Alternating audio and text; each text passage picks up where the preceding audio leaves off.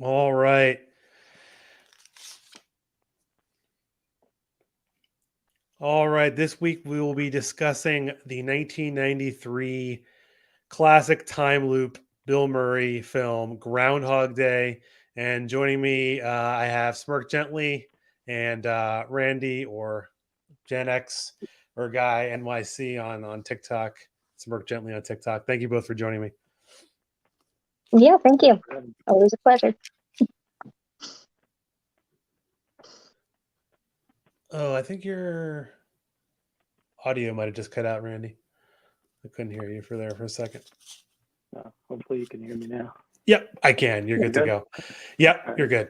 Cool. So I was saying before we jumped on that this is like this movie's been around. I feel like it's one of those like classic holiday movies, just one that I had at home as a VHS as a kid, and I've seen it countless times. I feel like it's a super quoted movie, everything about it. And I never once even considered this movie for this, even for this podcast. But I think that there is some interesting aspects to it. But I don't know if anyone has any memories of this movie just in general, and then we can talk about some of the hilarity that will ensue. Yeah, I mean, I definitely have a lot of memories when it first came out. It was kind of cathartic because, just going to work every day and just feeling like I was just living this exact same day over and over again. And here comes this movie basically showing the exact same thing I was kind of feeling. So it definitely became a favorite, and I've watched it many, many, many times over the years. So I'm glad to be talking about it. One of my favorites. Yeah. Yeah. We used to, I don't know, my mom, I think this is one of the ones that we had on VHS. We watched probably about 1,000,000 times. I don't know if it's one we bought or one we got from Blockbuster and she like recorded onto another tape, but I know we watched it about 100 times. Yeah, super, super quotable. And yeah, I know we'll get into it later, but there's definitely at one point where he's explaining to someone that he's living the same day over and over. And the guy's like, yeah, no, that's pretty much that sums it up for me. Yeah. Like Yeah, that's honestly, I feel like I made note of that, and I never kind of noticed that conversation specifically, even though I've seen it many times. But that scene, I feel like was there's a perfect thing that you mentioned at the start is like that. I feel like is like the line in it that's the everyday guy in like a small town in rural America, and that's like what he's living with. But yeah, it's totally true. But I think the thing that first we need to get out there, because it's kind of like the elephant in the room of I guess most Bill Murray movies, is the fact that like from the very first scene that I feel like I never watch, because usually if it's on TV or whatever, you don't catch like the opening credits of where he's at the weather station, and he's just an asshole. Yeah. Throughout the whole movie, but like at the beginning, he is just dripping with disdain for anyone who's not him. Yeah. Oh my God. Yeah. Absolutely. I feel like the movie kind of like almost satirizes his job as like meaningless and unchallenging to the point, where it's like he's just so sick of everything and everyone, and yeah, he's a total jerk right off the gate. Yeah, he makes this crappy comment about gang violence in California when he's talking about the national weather. And then he's saying that, he has an offer from a big network, or he has an interview or something, and like as if he's too good for the job he has now, but he still got the blizzard wrong. Like the whole thing starts with him like completely he gets, his job is to, tell people what the weather's going to be, and he screws that up right off the bat. That's true. He's not even good at like the job he thinks he's like a celebrity for, right? Like he sees himself as a celebrity, and like maybe a few weathermen like for big channels, like I don't know, like LA. Although like I feel like LA seems like an easy place to tell the weather. Like it's not gonna rain today and it's gonna be hot. Yeah. But like Pittsburgh, like I'm sure it's, I don't know. Yeah, he makes some snarky comments too. That's a really funny point actually, where he says he calls himself the talent. And then he walks away, and then the guy's like, did he just call himself the talent? And they laugh at him. It's really funny. Yeah, the that guy, the cameraman, who's played by Chris Elliott, who I always think of in Schitt's Creek. Now, I think probably Yeah, Yeah. more well yeah, known for, but Yeah. like his character doesn't have many lines, but I feel like they're all like usually to like be mean to or like to retort to yeah, Phil or Bill Murray's character. But yeah, he's right. You said he's immediately talking himself as like the talent, and he's like angry. He's being forcibly taken to this like podunk town, and it's not even like really rural Pennsylvania. It's not that far off the grid, but it's not right, Pittsburgh, you know. right. Yeah. And it's like he can't stand the fact that he might have to be around like mere mortals, which is ironic later, given that he like calls himself like a god. Like he doesn't want to be even speaking with people that are not at his level in quotes. Yeah, he thinks very highly of himself, and he calls the people in town in Punxsutawney Hicks, and Yeah, he's just like genuinely unpleasant to be around. So like beyond the fact that he's based on this one example, he's not very good at his job. He's also he's a dick. So like no wonder his life and career isn't what he wants it to be, because who would want to hang around that guy all the time? Yeah, that's true. Like imagine if he was like a good, funny, nice person. He probably would have offers from other radio or TV stations to work with him. But like no one yeah, would want to work with him, right? Yeah. yep, Yeah. So they end up in like as like the the in Punxsutawney to do the Groundhog festival, as everyone knows. But I think it's before we obviously get into the this being like a time loop movie, I feel like this was one of the first of like a new sort of genre that I think came after this of movies with like kind of that time loop thing. I know this is not at all part of this podcast's purview of time loop sci-fi, kind of thing. But I don't know. I don't know what people think about just like time loop movies. And then I think it may tie into what you said, Randy, too, is like the capitalist the working person having to kind of live this time loop of yeah, your life. I don't know. yeah. Is that a question?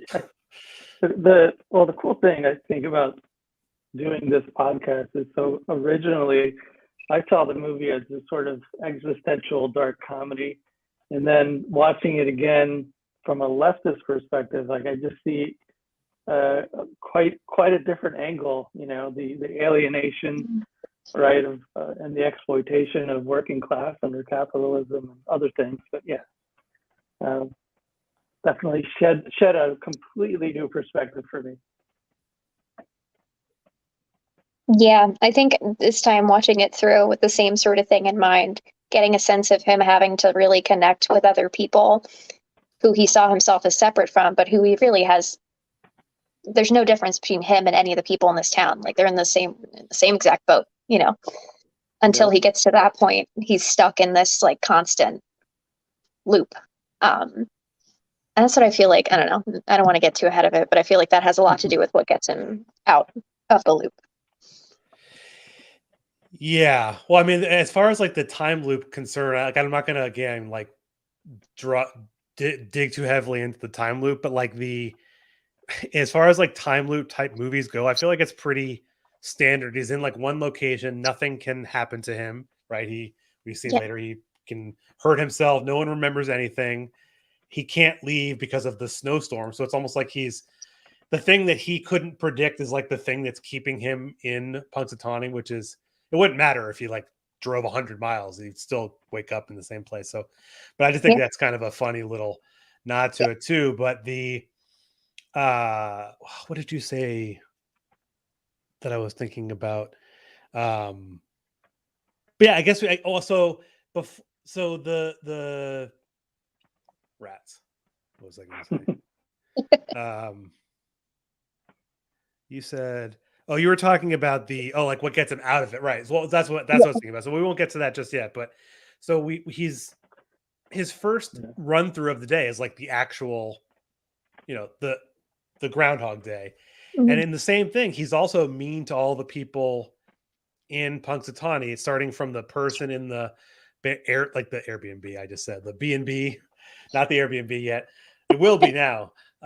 He's mean to that person, like he's rude to her, like he doesn't know what like an espresso is or something, or cappuccino or something. I don't remember the exact line. Yeah. And he's mean to the person who like corners him in the hallway, and to the the people, his friend from high school and all of that. So he's showing who he is and who he. I mean, it's also like the setup, of course. Like this is a bad guy who has to learn to not be such a piece of shit. Yeah, it's kind of like Scrooged in that sense. So he's always playing the same kind of character. Yeah, it's true, and a lot of them. Yeah, that's true. That kind of plays into him being just kind of a. And just, yeah, being a kind of a trash bag. But yeah, he goes through and he's just terrible to everybody he comes across. Like they're in the like even in the studio before they leave. The guy who's like handing him his jacket, or I imagine he's an intern or something. It's that guy that was in Sex and the City. He's like, "Oh, have you worked with Rudy yet? She's fun." He's like, "Yeah, she seems fun." Like he doesn't see the value in anybody besides himself. Like he thinks he's above it all, and he treats everybody that way. So it kind of, yeah, I think it kind of sells it to you that like he deserves this for whatever reason, even though they never explain him. That's Yeah. true. Yeah, it's funny on that point though. When I was watching it, I noticed he was an asshole, obviously, but I started thinking about, okay, what makes somebody like that? And I think we all encounter people like him, or similar to him, and it just got me thinking. The people are kind of reduced to commodities, a disposable tool for profit for the employer. It's like there's so many things that can make people that way, and I just, as the days go by, I just see more and more of how living in a capitalist society makes it certainly does not help. In other words, I think it just exacerbates the situation for a lot of people. Yeah, and then that frustration is misplaced. It's misdirected towards other people who are in the same, or they're not harming you. Like the people he's shitty to are people within the working class also who are subjected to the same like daily grind and feelings of inadequacy and not being able to reach your potential. But yeah, it's all misdirected towards them because, powerless to do anything else about it. So you just kick the person you think is like next down on the ladder. Yeah, it reminds me generally of like people who, it's almost like you could say throughout the movie he has to like become class conscious of like his stake in the world. Like, and Yeah. eventually he decides to, spoiler, he ends up staying in the town with Rita, presumably like to live there, because he's realized like this is actually not a bad place. Like this kind of life is actually enough. Like you don't need to be this needless asshole celebrity. And so Yeah. the movie definitely makes it appear like you said, Randy, like it's he doesn't realize that he's basically just one little rung above, the cameraman. Yeah. I mean, like Larry, the cameraman guy, he's, that's a fairly working class job. I mean, he might get paid a bit more and he's on TV. He's in front of the camera, but it doesn't really make him better, quote unquote. Yeah. Yeah. He's got that status thing that sometimes people have when they have, when they're on the upper bands of whatever position, they start feeling superior or whatever. So yeah, I think Phil, who he plays is Phil, and I think he's definitely become that way. To your point. And the other thing too that's maybe not as that's part of like Bill Murray's character's just disdain for people. He's also incredibly sexist, and he's like trying constantly, not just in the loop part where he wakes up, like in the initial reality life single day, he's like making several attempts to like sleep with Rita's character, Like he makes a joke about like pelvic tilts, like when he's dropping her off at the Airbnb. God damn it, the B&B or whatever. And so like he's not. He feels like he's deserving of like everything. Yeah, he's really entitled. Like when he can't get through on the long distance lines because hello, it's a huge blizzard. It's like, don't you have a special line for like celebrities or emergencies? I'm both. And yeah, the way he talks to her, the way he just expects people to like get him. So doesn't he ask the guy for the camera guy? What is his name? Larry. Yeah. Like ask him to get him coffee and stuff. He just treats people like they're his servants, like they're there to serve him, which is ridiculous. Like, yeah, super. Yeah, exactly. Exactly. I think that actually is, I think, kind of key to when the loop starts, because like he's almost conditioned to the logic of capitalism and his own behavior. You know, he just like starts exploiting people, taking advantage of, you know, of them in many different ways. There's like no consequences. And his first instinct is to take advantage of people, you know. So that further, you know, demonstrates how much of a jerk he is, you know. Sorry, I just put a comment on screen that came from a viewer saying that Groundhog Day would have been better if it took place on 9/11. Gee, I wonder who, even if the picture wasn't there, I would know who that was. And so I have to say a funny bit of trivia mentioning not 9/11, mentioning Groundhog Day. Do you know whose birthday is also on Groundhog Day? Is Ayn Rand.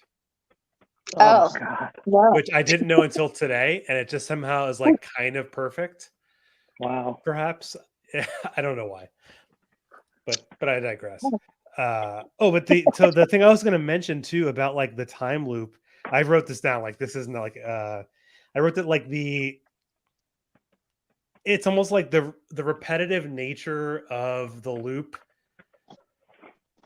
Well, maybe I'd say this better than I wrote down. Sort of like if you continue to do like if you continue to remain like in the same. I guess I think of this in like a revolution kind of perspective, is like if you continue to do and expect like a different result from doing the same thing, you know, going along with your job, doing all these things are just going to remain in this loop. And he actually had to do something with his life, in this case just becoming a better person, thinking of other people. It changed his trajectory in the same way. I mean, obviously this is a bit of a stretch, but like the idea of actually thinking outside of the system in a sense. Yeah, and outside of the self, because that's when things kind of start to seem like they're turning around for him, is when he stops, like, well, first he goes through, you can almost, I feel like you can make the argument he goes through like the stages of grief with like the way that he deals with this whole loop thing, the like the reactions he has to it. But nothing really seems to be changing in a positive way for him until he refocuses his efforts from like doing whatever he can to like take advantage of people or like, you know, like steal stuff from the armored car, or armored truck, which is like fine, whatever. He should have done that anyway because money's fake. But until he starts like trying to help other people, he doesn't really like have a purpose for what he's doing. So he just wants to die, you know? Yeah, no, that's interesting. I like the idea of it being like different stages: anger, sadness, you know, kind of despair, all those different pieces. Yeah. It's interesting. Yep, I think that's actually really an interesting part of the film, in that the stages that he goes through, you know, after his initial, like he's just having a great time, taking advantage of people, he starts just getting miserable, and then to try to get himself out of that misery, like he almost like tries to fake being nice or fake being good. For example, like when he's, you know, trying to find out more about Rita to make her fall in love with him under all these false pretenses, like he's just taking advantage of all this knowledge, and almost trying to trick her right into falling in love with him, but it doesn't work because it's all fake. It's all like contrived. It's not this genuine connection. So his motive isn't exactly, you know, good in the beginning of it, right? So because it doesn't work, and he's he just gives up, right? And that's when he gets depressed.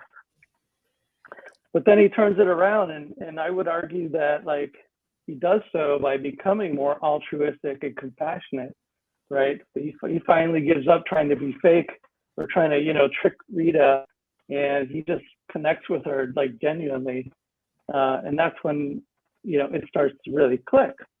And so I think that the movie does a really good job of kind of showing why it's important, to kind of live life in a way to help others, to have it not be all about you, and just become this, more altruistic person. I would argue that that's what gets him out of the loop. Like he actually genuinely becomes a better person versus previously when he was just going through the motions, trying to fake it or trying to just figure it out without actually changing himself. Yeah, absolutely. And that's what I think too. I think until he like actually genuinely wants to improve and wants to help not just himself but other people, until he reaches that point, he is stuck. And that's pretty much what his life was like anyway.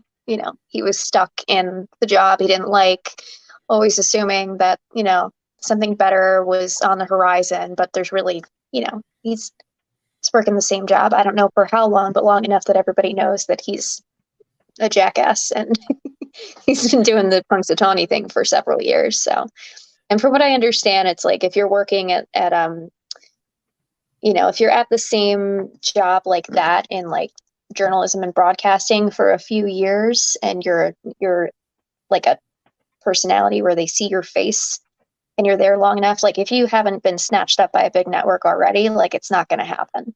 That's a lifetime appointment. Yeah, he was going to be in Pittsburgh for a long time, so he was already kind of in a loop and didn't really accept it. Yeah, like to both of those points, like what you said too, Randy, is that his realization, I think you said it too, Smirk, was like and just the same way of like our capitalist system of making people compete as individuals rather than as like any kind of system. And I mean, obviously in this movie, it's a little bit more targeted where actually he does, like when he finally comes to the understanding of helping people, he's helping the older women, like with their tire and the kid from the tree. Like he does all these things, but he's doing them in part, like in I almost would say like as like muscle memory. Like he's doing these good things, not because he's thinking like, I have to do this good thing. It's like, okay, well, these are all the good things I can actually do in a single day as one person. And I think that's kind of the realization that we kind of like jumped a bit ahead, but I did want to go back. Oh, go ahead, Randy. You go ahead. No, you can go ahead on that. I was just saying to your point what you just talked about on the power of community, right? Like his eventual transformation kind of facilitated by these interactions with other people, especially Rita, but with everyone. And power of community is kind of a central theme, right, in Marx's thought. Marx believed, for example, like the collective struggle of the working class was necessary for the eventual overthrow of capitalism, right? So that's what you just mentioned, I think, is a good example of power of community. But go ahead. Let's go back to what you were going to say. Well, no, I was going to go back only. That's a super good point. But I was going to go back to what you said at the beginning, Smirk, about his sort of like, I think it's his second time through. So his first time through the loop, he's like completely confused. Like he's having this like visceral reaction to like, wait, I don't, is like, is everyone like playing a joke on me? Like, I don't get it. And then he's going through this first stage of grief of denial, I guess you could say. He's denying there's something going on. And I think one of maybe the second or third loops, and just as a side note, apparently in the movie, they film or show part of 38 different days, but there's no real count of how many days he lived, but it's presumably like several years, given how good he could play piano at the end. So I have a note about that in a while, but yeah. Well, so I was going to go back to like the point where he's meeting with those two guys he meets at the restaurant, at the bowling alley. And I feel like that is like one of the few times too in the movie where before he has like his, I guess, epiphany, he's like kind of honest and like down to earth, talking with, people he would normally see as like beneath him, but he's having Right. like an actual conversation, helping them, not letting them drive drunk. And that line you mentioned too of the one of them saying like, what would it be like, to be stuck in the same job for the rest of or the same day for the rest of your life? And he's like, I don't know if that like nugget stuck with him, because he seems to have a good memory given how many days he's going through, Yeah. That's true. But that clearly had an I'm gonna say it had an impact on him, like in the future loops of like thinking like, okay, well, actual people aren't suffering a loop. That's just their life. Yeah. Yeah, I don't know how much he absorbs it then, but I think by the end that seems to be because of the way that he progresses and grows. It seems like that would have stayed with him on some level. Right. I mean, he does seem to retain information. Like he's clearly like a smart enough guy, Yeah. So there's that piece to it. And then so I made a note of the bowling alley scene. And then I think like we go from that point to him thinking, I'm going to first try and sleep with Nancy, the woman at the coffee restaurant, like the person he uses information to sleep with her, which presumably he does. I'm assuming it's a PG movie, or maybe he doesn't. I don't know. Maybe he doesn't actually get any fulfillment, in that sense from her. And then he decides, okay, well, I'm going to take this a step further and use my abilities to gain information on Rita. Also like a great actress, Andie MacDowell is great in this movie too, I think, and in most movies that she's in. But I think he's not interested at this point in helping others, like we've said. Like he's only doing it for personal pleasure and gain.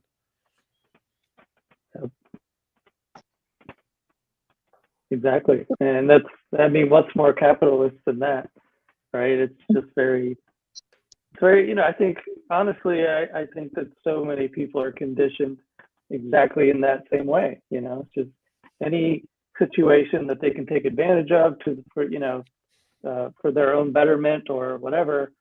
I think it's pretty common, unfortunately. And I think he represents that pretty well in that part of the movie. Yeah. Oh, you mentioned the piano, which you can talk about, I guess, since we're kind of just going through the looping aspect of it. But he also learns French. Yeah. Right. Yeah. French poetry by memory. Like that's not easy.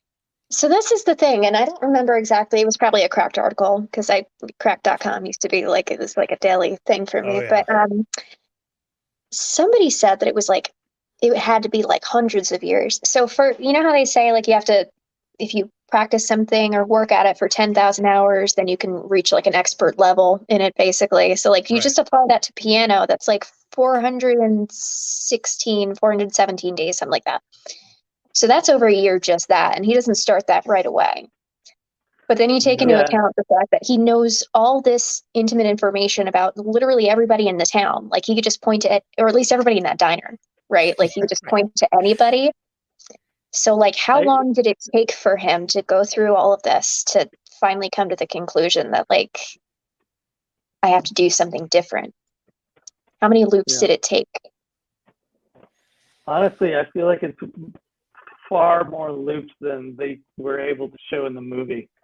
Yeah. For many reasons. Like he remembers by the second when plates are gonna fall, depending on what's happening in the room. And playing piano, like there's no way you can learn that in a year and a half to play that well, or like learn a language and then remember the poetry in a different language. Like that takes a really long time. Yeah. One of the funniest things he remembers is like he's walking along and he's like a gust of wind, and like a wind, like literally like a wind goes by. I'm like, he's like, I can't even. I was thinking about, if you're doing all these things, like, he must have like stacks of like, well, think about it. I was thinking about this. Like, imagine if he's like writing in a notebook at the end of each day of like things that happen so he can remember them. He's not able to keep that notebook. It's gone. Right. So you almost have to like become. Yeah. Do you know how bored you have to be to like memorize when a wind is going to happen. Like, seriously, you got to have absolutely nothing going on. Yeah. Well, the first couple days he's there, like he doesn't even socialize with the people he came there with. Like he has no interest in connecting with people, even when he's like in the same van as them, and like he knows them from work. So like until he starts actually making those connections, he's just like, yeah, like what can I get out of this? Like, can I try and sleep with some woman? Can I, steal something? And yeah, it's crazy. Yeah, I think he started to like connect with Larry and like starting to you see him like starting to be good. Yeah. And then I think he sees, and then like the first moment where he thinks like he's actually going to, I don't know, Rita will actually fall in love with him, and then it like doesn't work. And she probably tried that, hundreds of times, and to the point where he's like being more genuine, and then that doesn't work at all. And then I think that's, in my mind, would be like when you're just like, okay, what thing can I learn how to do in the next 30 years or 20 years or 10 years? And, yeah. And it's not even a full day. It's like 20 hours. Yeah, because, even. Yeah. Oh, no, it's 24 hours. 5 to 5. Yeah, but you take into account that he has to do the broadcast every day. Well, not he probably doesn't do it every single day, but they record the Groundhog and everything, so he's got a couple hours devoted to that probably. But I think that brings up a good point about how, if your time is your own and you don't have to worry about, being homeless or any of the things that all of us worry about all the time because we have to pay to exist. What could you accomplish? Like, what could you learn? What could you do? Who could you help? Because in the space of a day, that last day, he ends up getting more celebrity in that small town than he ever did as like a weatherman in Pittsburgh. And it's because he didn't have to worry about what was going to happen the next day. He just went out and did what he knew he could do. Granted, with like 1,000+ loops to like right. to know how that was going to go. But I think that's, yeah, I didn't really think about that before. But if your time was your own, what could you do with it? Yeah. Learn to play the piano, I guess. Yeah. Well, that's the world oh, go ahead. I was just going to say, the world would be such a different place if everyone were able to, do what they wanted to do, or, whatever called them, to do, rather than having to survive, to meet their basic needs, having to do things that you don't like doing. Sorry, go ahead. No, I was just going to say, it made me think of an article, or I don't know where I saw it today, about a bunch of companies, dozens of companies doing like the 4-day work week test. And they studied it, and like 90% of the companies who participate in it are going to keep it. And they noticed that profits didn't go down. People's actual happiness went up. Yeah. People did the same amount of work, because I think of most jobs you probably can do in way less than the 40 hours you have, basically, except I guess maybe there are service jobs where like you have to be engaged with someone. So but generally speaking, like you can do your job in less. So imagine if you had an extra day, like you only work 4 days, like you could have a day completely for yourself. You have like your chore day, and then you have your, I don't know, your family day. All those, I guess, would be family day, whatever, But the point being, like, you have that extra day, and he was able to have, 10,000 of these days, and look what he could accomplish in a lifetime. Exactly. So, I was going to look at some of these funny, well, I guess we're kind of now, like, again, through like a lot of the time loop aspect of some of the funny things. So I know that we've talked about some of the, like, the loop of capitalism, but I don't know, do you have any specific funny lines or parts in the sort of the, I guess you could say, like the middle meat of the movie before the final day, where he's able to actually have like a connection with people and is able to, exit his loop? I don't know. What does everyone have? Does anyone have any fun things they noticed? One thing I was wondering, when he decides to just say, fuck it, I'm going to do whatever I want, when he's in the car with those 2 drunk guys, and they're driving on the train tracks, and then he swerves off the tracks right before the train comes. Was that cop car still behind him? You don't hear a crash or anything, and some other cops come from the other direction, but like, where would they have gotten off? Like, did he kill those cops inadvertently? It doesn't matter because, well, it doesn't matter, but also because the date resets, but like, that's not a funny thing. But I'm curious. Yeah, it's such a funny thing. Like the idea of like going on the train tracks, I feel like isn't a thing that like no one like warns you about doing, but it actually is like a thing that people like. It's like don't play on the train tracks. Yeah, and before that, he has that whole rant about it's like, oh, be nice to your sister, clean your room. Like everybody's always telling me what to do. I have these expectations to meet or whatever. So I'm just gonna say fuck it and do whatever I want now. That's the only glimpse you get of like him. Like the one thing I wish that the movie had, I guess it doesn't really fit in, is like him talking to Rita about like his actual. He's trying to like eventually he opens up to learn about her. He never really talks about himself. You don't ever really learn anything about his past. And that's one thing I kind of wish they had in the movie. A little nitpick. We know he has a sister named Mary Pat because he told Ned Ryerson not to go out with her anymore. True. But yeah, that's it.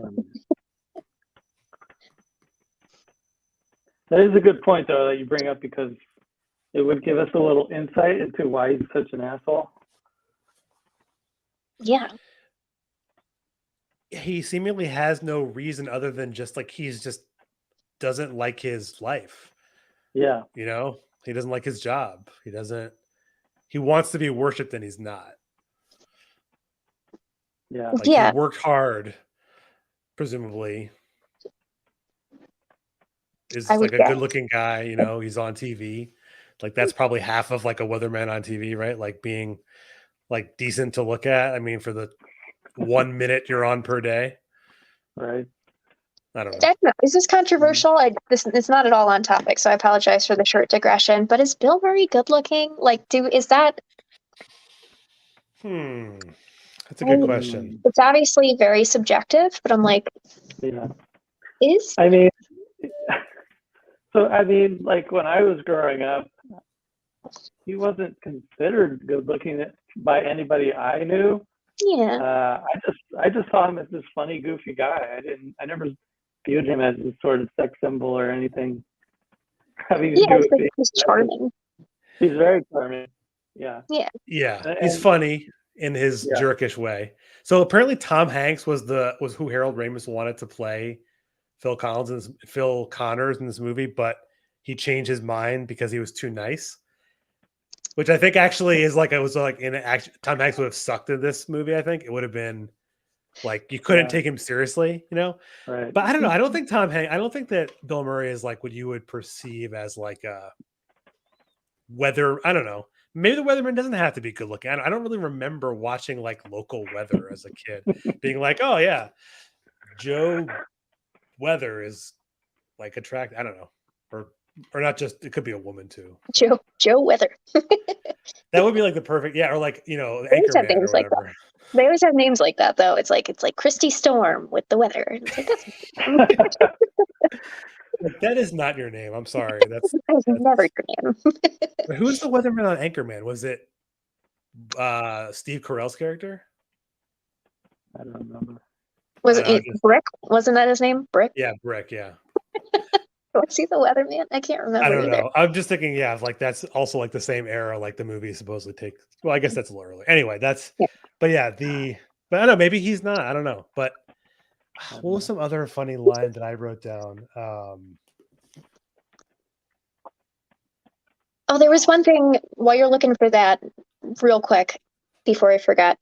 He's able to get an appointment with like a neurologist and a psychiatrist within like hours of that first loop or the second one.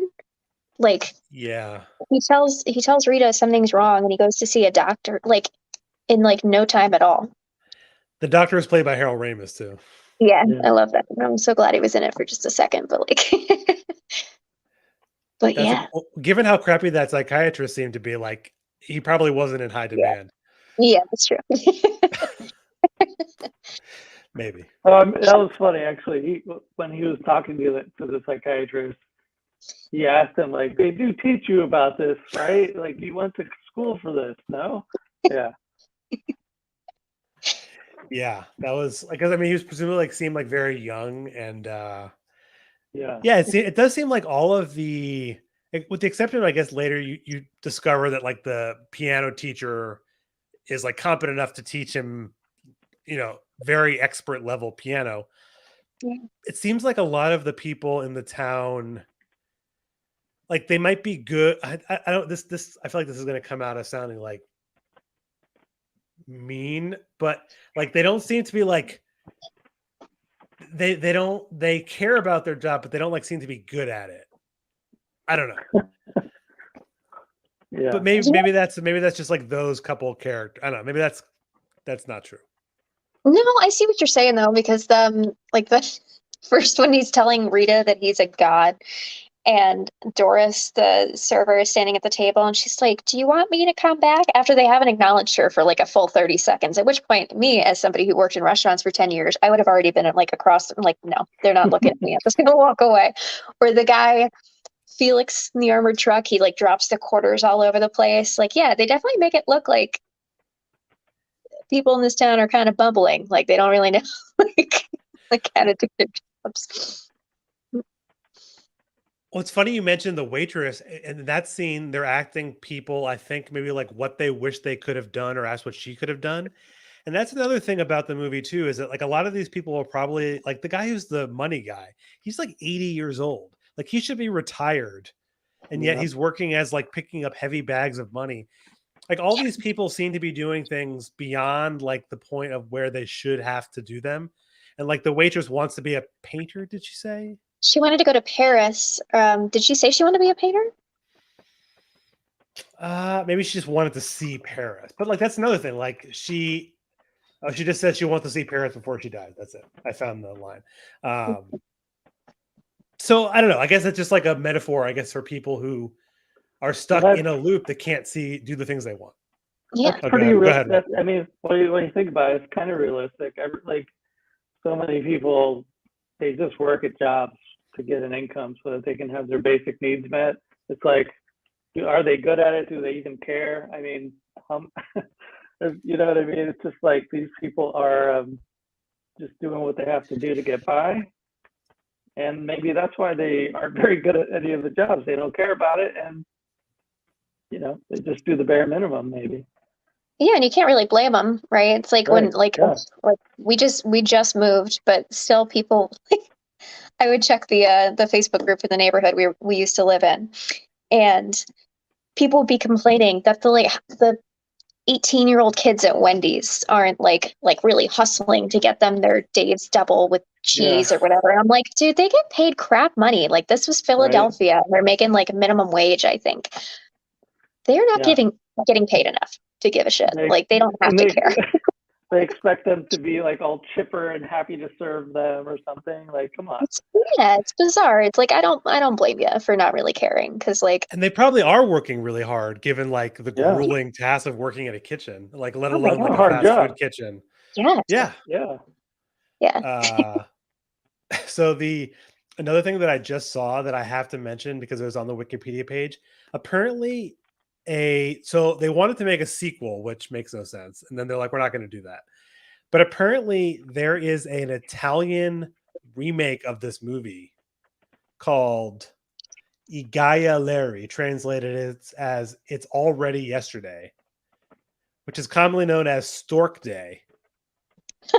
Now I need to like see this movie. Oh my God! It doesn't have its own Wikipedia entry, which tells me like, unless it's just like not actually a remake, but it's just kind of like in spirit kind of thing. Maybe is the idea. Okay, so apparently, Sorry, go ahead.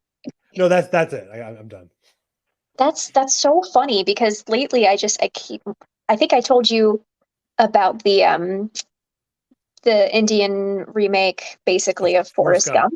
Yeah. Which I still haven't watched because I like moved and everything, but now Italian Groundhog Day, and somebody posted another version of The Office. Wait, a third version?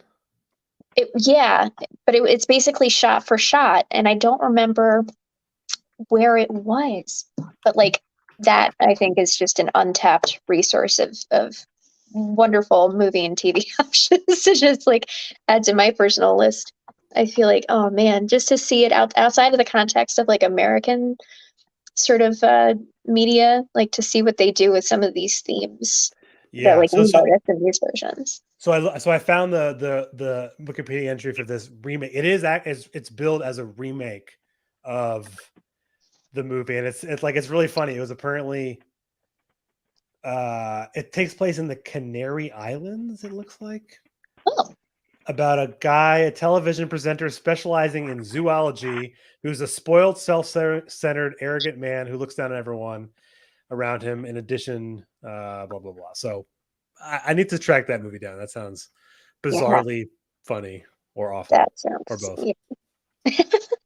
But I don't know if you had any other like bits in the middle, Randy. Before, like we should discuss. I feel like the end, the last kind of day too, but just wanted to leave time for any, because I feel like the middle has its place in the sense of it's like lots of. I feel like that's like the comedic aspect is like the middle of all the like ways he kills himself. Like the scene where he steals the groundhog is one of my favorites.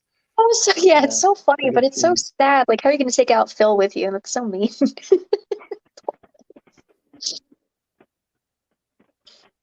And it's his brother. His brother, the other Murray, is the Buster. Buster. He's the groundhog guy. Funny. Yeah, I like, and I assume that's where the groundhog bites him, like when he's in the car. Like at no other point does he handle the groundhog, right? Right. Yeah, it would have to be when he's letting him drive. I think that's in the trailer where he's like, "Don't drive angry." I feel like I remember that. Yeah. Like that line is always a classic quotable line. Oh yeah.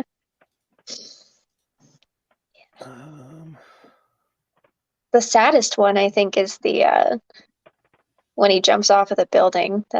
I think they only show you that one, the electrocution one, right? With the toaster. That's probably.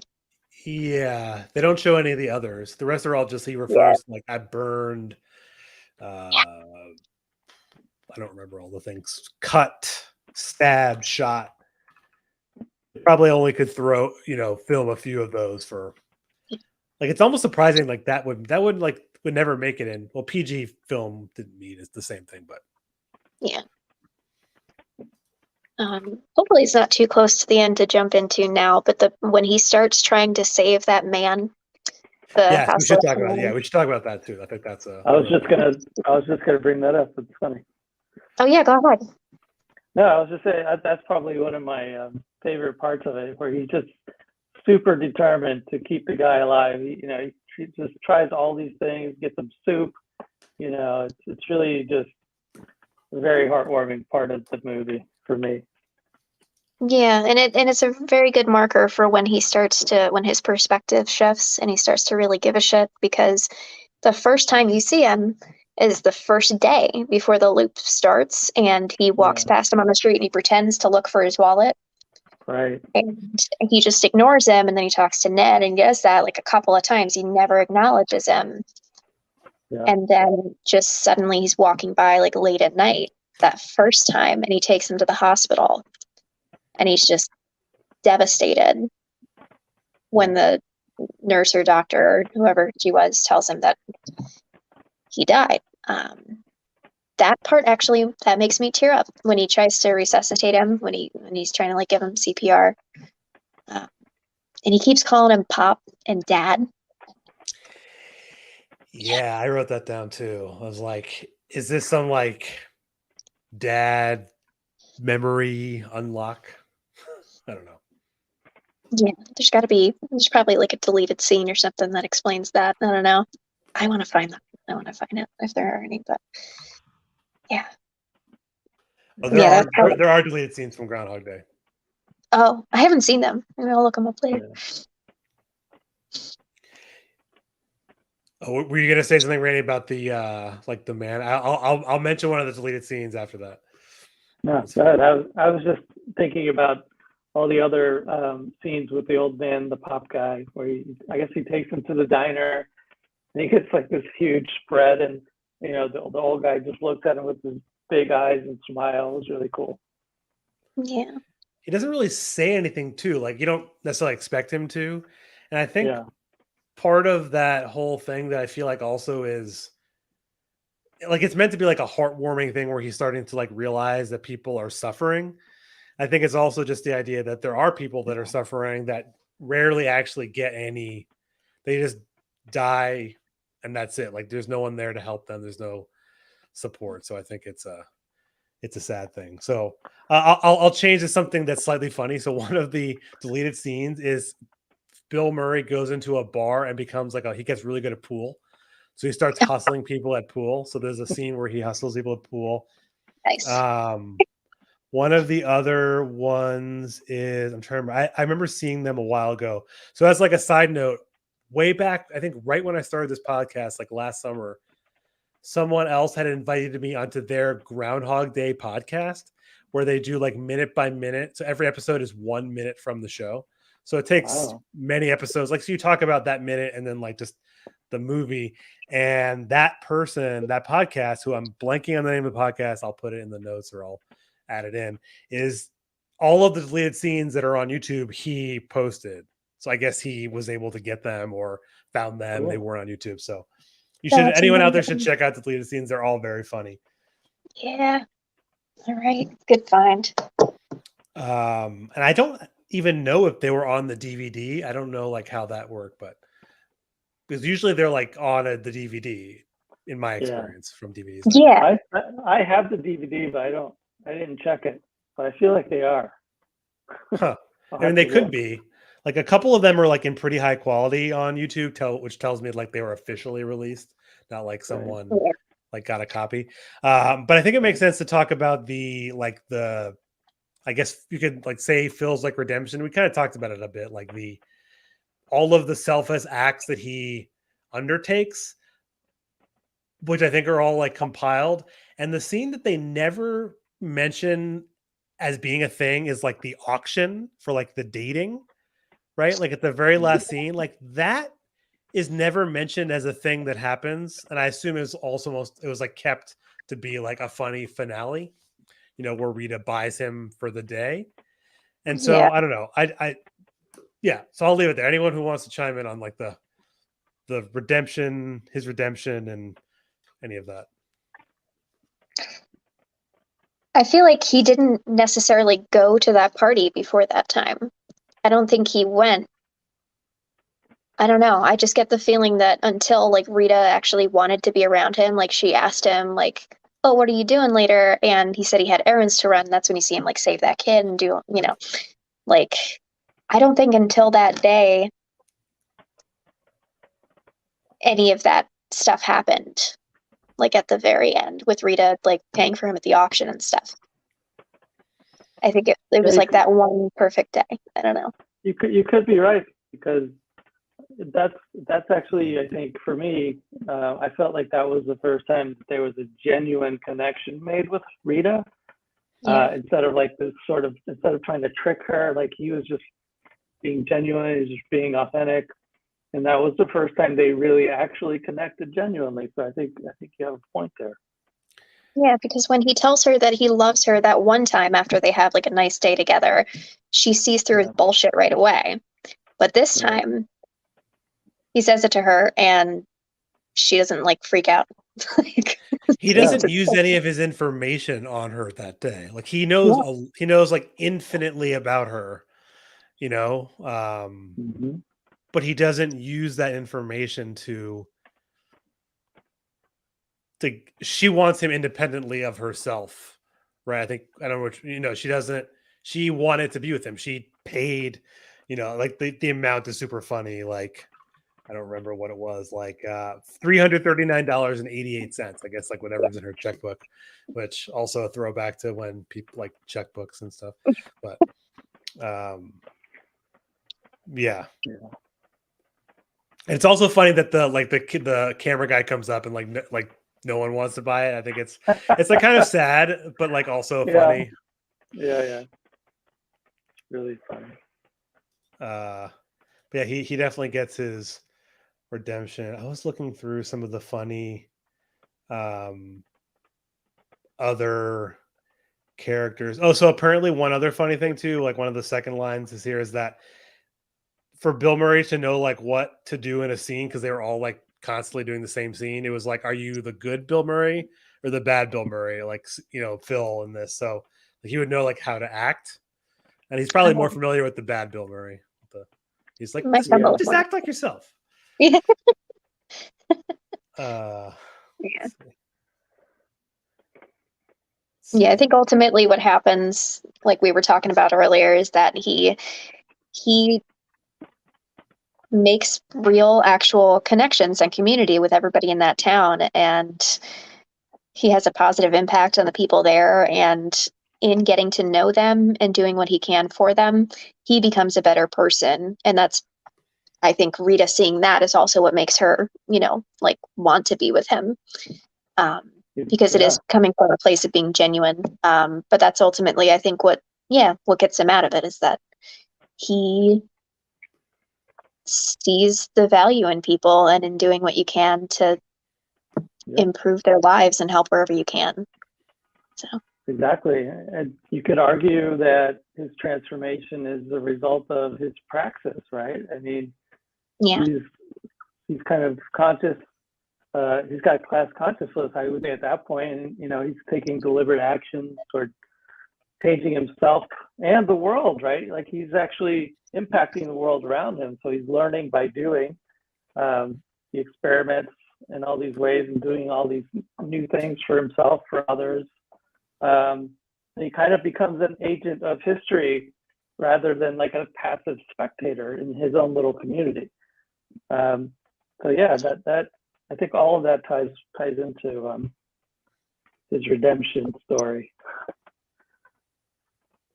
Yeah, that does make good sense too. Yeah, like what was I going to mention about it? Well,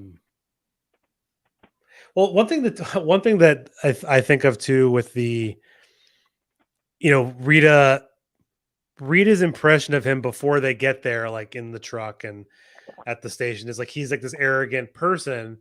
But is the idea that she's coming to realize is that she was wrong about him, and that like her perception of just someone's like outward appearance and like the way that they market themselves, like as mask himself almost, he actually was a genuinely good person this whole time? Or do you think that she sees him like the city changes him? I don't know. I'm just trying to think of like how you could. I know it's like a time loop rom-com. I think that's a really great question, actually. Because you could argue either one, honestly.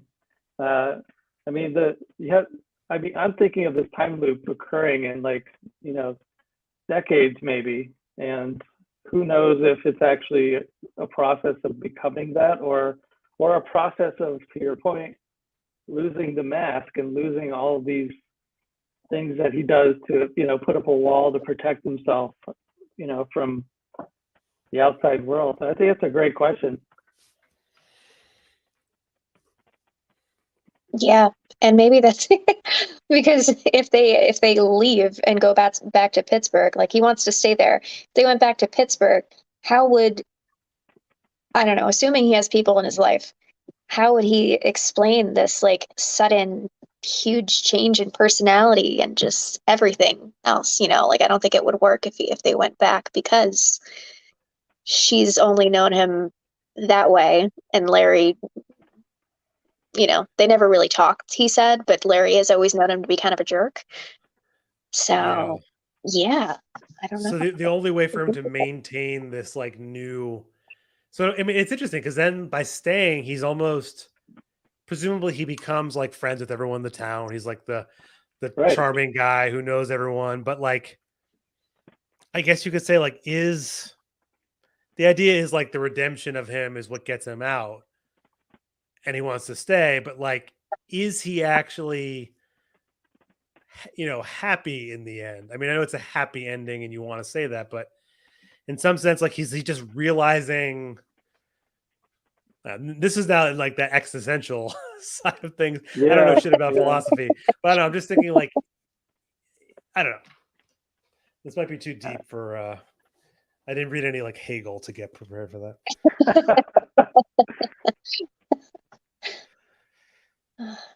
That's don't a know. head scratcher. I Those don't are know. those are. I mean, those are like partly rhetorical, partly like I'm reading too much into like a Harold Ramis script about a guy who's stuck in a time loop. But I did just see that apparently the stages of grief was like a specific thing they were trying to achieve. Oh yeah. So yeah, it says that they were going through denial, anger, bargaining, depression, acceptance. Oh, all right. Cool. Yeah. And the person who wrote the script, I think, yeah, the person who wrote or like helped write the script took the person who wrote that book, Elizabeth Kubler-Ross, The 5 Stages of Grief, was apparently took her as a model for his progress in the movie. So there you go. All right. Cool. I think I also learned from that other podcast is that the original script was like much darker. Like he doesn't have like he's redeemed, but I think it's like a darker movie and not as a comedy. And they like altered it to be funnier because after all, it's Too Hollywood. heavy. Yeah. I always wondered if there's like a version or if it ever came across the table where they're like, what if he starts killing people? Like, what if he just starts like, because I mean, because it wouldn't be too far a cry from his character. I mean, knowing that it doesn't make any difference, he willingly kills himself and the poor groundhog, the weather predicting groundhog was so cute. And if you can kill that little groundhog, Yeah. who knows what you're capable of. So you're saying a crossover as American Psycho is what you're saying. Right. Yeah. Yeah. American Psycho in a time loop. Yeah. Yeah, so originally it wasn't a comedy exactly. It was more like it doesn't yeah, so like apparently like he needed to learn to make it more of a comedic movie to like make it in Hollywood, essentially. Which I mean, let's face it, it's almost ironic given like that's like a thing that I always think about too, which I forgot to mention at the beginning, is this movie was like a pretty big box office hit and then like made a ton of money on like video sales. Yeah. So yeah. What year did it come out? 93. Okay. It cost 14 to 30 million. I don't understand the wide range of budget, but it made 100 in the box office, 100 million. And then like another 50 to 60 from, VHS, DVD. Damn. Yeah. And I'm sure they're still getting residuals because I mean that's on TV all the time. It's on AMC right now. Oh, and holy shit. The person who wrote Groundhog Day also wrote that Italian remake. Oh my god, really? Wow. So I'm gonna look for this movie. Not tonight, because yeah. Oh, please. If you find it, send me the like, I want to if I can find it. Yeah, and the person also wrote Freaky Friday. You know what? Right. That tracks. Okay. That tracks. Among a few other things, actually not really. Groundhog Day, the screenplay for Stork Day, the screenplay for Hear No Evil, helped write Freaky Friday, and then something I've never heard of, something called SFW. Oh, I've seen SFW. I feel like I've heard of that movie, but I don't know. Reese Witherspoon was in it. Okay. It's a very 90s movie. Very 90s movie. Yeah, 94. I feel like that sounds familiar as I look at the thing. But so I've like shared a couple like this. You have no idea how long like the facts is on like IMDb. Like I was trying to find a couple other ones. I don't know if anyone has any. You always have your fun facts. So any other or any fun final thoughts, as I usually say.